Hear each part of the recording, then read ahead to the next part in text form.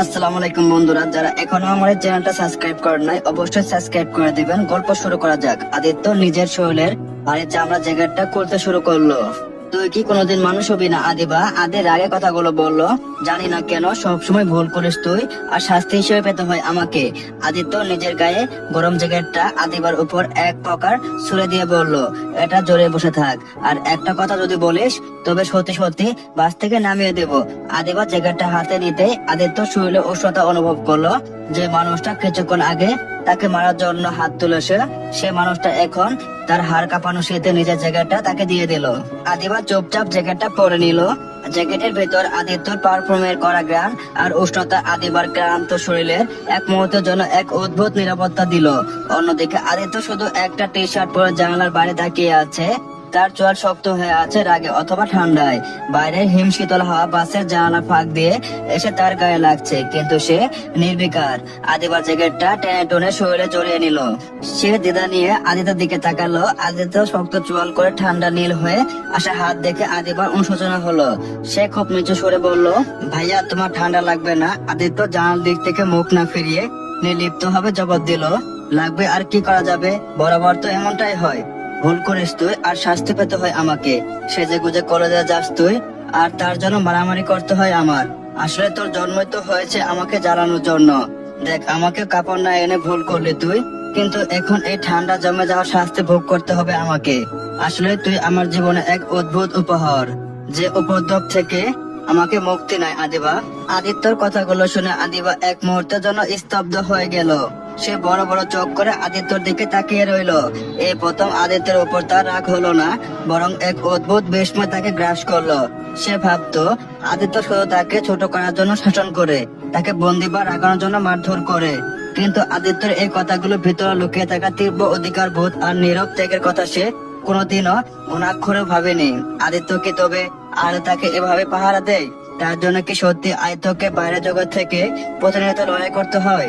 এদিকে হাওয়ার বুক ছেড়ে দুটি বাস তীব্র গতিতে গন্তব্যের দিকে এগিয়ে যাচ্ছে। বাসের ভিতর হই হল্লা আর ছাত্র ছাত্রীদের হইচই চারপাশ মুখর হয়ে আছে। সবাই পিকনিকের আনন্দে মেতে থাকলেও একজনের মনের আকাশ ঘন কালো মেঘে ঢাকা। সে হলো নিশা। নিশা এই কলেজের প্রিন্সিপাল একমাত্র মেয়ে। রূপ, অভিজাত আর বাবার ক্ষমতা দাপটে সে এতটা অহংকারী, ঠিক ততটা জেদি প্রকৃতির হয়ে উঠেছে। কলেজের অসংখ্য ছেলে লিসার একটু মনোযোগ পাওয়ার জন্য চাতক পাখির মতো চেয়ে থাকে, কিন্তু লিসার সমস্ত নজর কেবল একজনের উপর স্থির হয়ে আছে। সে হলো আদিত্য চৌধুরী। আদিত্যর জন্য এই বাসে একটি সিট বরাদ্দ ছিল, আর ঠিক তার পাশে সিটটি ছিল লিসার। নিজের প্রভাব খাটিয়ে লিসা নিজেই এই সিট প্ল্যান করিয়েছিল। তার পরিকল্পনা ছিল এই দীর্ঘ যাত্রায় আদিত্যর কাছাকাছি থেকে তাকে নিজের মায়ে জড়াবে। হাওয়াই রেস্টুরেন্টে বাস থামার আগে পর্যন্ত সব ঠিকঠাক ছিল, কিন্তু রেস্টুরেন্ট থেকে বাস ছাড়ার পর থেকে আদিত্যকে আর এই বাসে দেখা যাচ্ছে না। সেটা আদিত্যর ব্যাগটা নিঃসঙ্গ পড়ে আছে, কিন্তু মানুষটা নিখোঁজ। আর এই কারণে বাসে ওঠার পর থেকে লিসার মেজাজ সপ্তমে চড়ে আছে। লিসার পাশে বসা তার বান্ধবী তন্মী ফিসফিস করে বলল, কিরে লিসা, তোর ক্রাশ তো একদম হাওয়া। ব্যাগ পড়ে আছে সিটে, কিন্তু মানুষটা গেল কোথায়? সে কি তোকে একা ফেলে মাঝ রাস্তায় নেমে গেল নাকি? লিসার কথা শুনে জানালার বাইরে তাকালো। অন্ধকারের দিকে তাকিয়ে বলে উঠলো, নিশ্চয় ওই আপদটার জন্য কোথাও আটকে গিয়েছে। আদিবা নাকি ওর নাম? ওই মেয়েটা দেখলে আমার পিত্তি জ্বলে যায়। আদিত্য সারাক্ষণ ওই মেয়েটাকে নিয়ে কেন পড়ে থাকে আমি বুঝি না। তন্মী একটু হেসে বলল, আরে ও তো আদিত্যর ছোট বোন, তাই ভাই হিসেবে হয়তো দায়িত্ব পালন করে। বোন, ওদের দেখলে তোর কোথাও দিয়ে কি মনে হয় ভাই বোন? আদিত্য ক্লাসে টপার, ওর ব্যক্তিত্ব আর চেহারা সবই রাজকীয়, অথচ ওই এতি মেয়েটাকে পেছনে ওর সবটুকু সময় নষ্ট করে। আদিত্য ওকে যেভাবে আগলে রাখে দেখে মনে হয় বোন নয়, বরং কোনো দামি মনে মুক্তা পাহারা দিচ্ছে। লিসা জানালার বাইরে তাকে অন্ধকার দেখার চেষ্টা করছিল। সে মনে মনে ভীষণ অপমানিত বোধ করছে। প্রিন্সিপালের মেয়ে হয়েও সে আদ্য থেকে বিন্দু মাত্র পাত্তা পায় না। আদিত্য স্বভাবটা বড্ড খ্যাপাটা টাইপের। সে ক্লাসে মেয়েদের সাথে মিশে না, প্রয়োজন ছাড়া কথাও বলে না, কিন্তু তার এই রহস্যময় গভীর এবং স্বভাবটা লিসাকে আরো বেশি আকর্ষণ করে। হঠাৎ বাসের পেছনের দিকে অন্য ছেলেদের চিৎকার শোনা গেল। আদিত্যর এক বন্ধু হতাশ হয়ে বলল, কি ব্যাপার, সবাই এত চুপচাপ কেন? দেখে মনে হচ্ছে আমরা পিকনিকে নয়, কোনো শোক সবাই যাচ্ছি। কিরে আদি, কিছু একটা কর। সবাই তো ঠান্ডায় জমে গেল। সে একটু থামলো, তারপর আদিত্যর সিটের দিকে তাকিয়ে অবাক হয়ে বলল, আরে আদি, দেখ তো এখানে। ও কোথায়? ও কি অন্য বাসে উঠে পড়লো নাকি? পাশ থেকে অন্য একজন উত্তর দিল, আর বলিস না, ওর বোন যে পিকনিকে আসবে। আদিত্য জানতো না এখন বোনকে অন্য পাশে দেখে সেও সেখানে চলে গিয়েছে। বোনকে ছাড়া তো ওর এক মুহূর্ত চলে না, জানিস। অন্য একজন দীর্ঘশ্বাস ফেলে বলল, তাই তো বলে সবাই এত নীরব কেন? আগে থাকলে তো একাই পুরো বাস মাতিয়ে রাখতো। ধুর, পুরো জার্নিটাই বোরিং হয়ে গেল। আগে জানলে ওর বোনকে এই বাসে নিয়ে আসতাম। আদির প্রসঙ্গে কথা শুনে লিজা মনে মনে গজগজ করতে লাগলো। তার এত সাজগোজ, সিট প্লেইং সবাই বিদা হয়ে গেল। লিসা মোবাইলটা বের করে আদিত্যকে ফোন দেওয়ার চেষ্টা করলো, কিন্তু রিং হয়ে কেটে গেল। আদিত্যর এই অবহেলা লিসার জেদকে আরো বাড়িয়ে দিল। সে মনে মনে বলে উঠলো, আদিবা, ওর তো কিছু একটা ব্যবস্থা করতেই হবে। আদিত্যকে আমি আরো কারো সাথে ভাগ করতে পারবো না, কিছুতেই না। শুধু একবার পিকনিক স্পটে পৌঁছাই, তারপর আমি আদিবাকে দেখে নিব। অন্যদিকে আদিবা শীতের প্রকোপে আদিত্যর জ্যাকেটটা গায়ে জড়িয়ে রাখলো। তার মনের ভিতর খসখসানি থামছে না। আদিত্য শক্ত চল আর ঠান্ডা নীল হয়ে যা ঠোঁট থেকে তার ভীষণ অপরাধ বোধ হচ্ছে। তার জন্য আদিত্য নিজে শীতে কাঁপছে। এটা আদিবার সহ্য হচ্ছে না। সে জ্যাকেটের চেনটা খুলে আদিত্য দিকে বাড়িয়ে দিয়ে করুণ সুরে বলল, ভাইয়া, তুমি জ্যাকেটটা পরে নাও। আদিত্য জানালার দিক থেকে মুখ না ফিরিয়ে কড়া গলায় বলল, তোকে জ্যাকেট খুলতে কে বলেছে? জ্যাকেট খুলেছিস কেন? তোমার তো ঠান্ডা লাগছে, তো তোকে এত পাকনামি করতে হবে? চুপচাপ জ্যাকেট পর বলছি। বলে আদিত্য এক প্রকার জোর করে জ্যাকেটটা আবার আদিবার গায়ে জড়িয়ে দিয়ে চেন টেনে দিল। তারপর রুক্ষ সুরে বলল, অনেক রাত হয়েছে, এখন ঘুমা। আমাকে আর জ্বালাবি না তো? আদিবা কিছুটা অপ্রস্তুত হয়ে বলল। ঘুমাবো মানে? আদিত্য আবার বিরক্ত হয়ে আদিবার দিকে তাকালো আর ঝাঁঝালো গলায় বলল, ঘুম কি জিনিস সেটাও কি এখন তোকে হাতে কলমে শিখিয়ে দিতে হবে? আদিবা মাথা নিচু করে খুব ধীরে ধীরে বলল, না মানে বসে বসে কি ঘুমানো যায়? আদিত্যর বিরক্তি এবার চরম সীমায় পৌঁছে গেল। সে তেরসা চোখে তাকিয়ে বৃদ্ধ হয়ে সুরে বলল, তো এখন কি আপনাকে এখানে শোয়ার ব্যবস্থা করে দিতে হবে? মহারানীর জন্য আমি কি পালঙ্ক নিয়ে আসবো?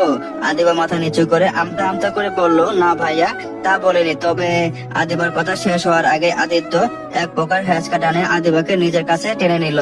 তার শক্ত হাত আদিবার কাঁধে চেপে ধরলো। বুঝেছি বলে আদিত্য কোনো কথা না বাড়িয়ে আদিবাকে পায়ে টেনে নিজের কাঁধের উপর শুয়ে দিল।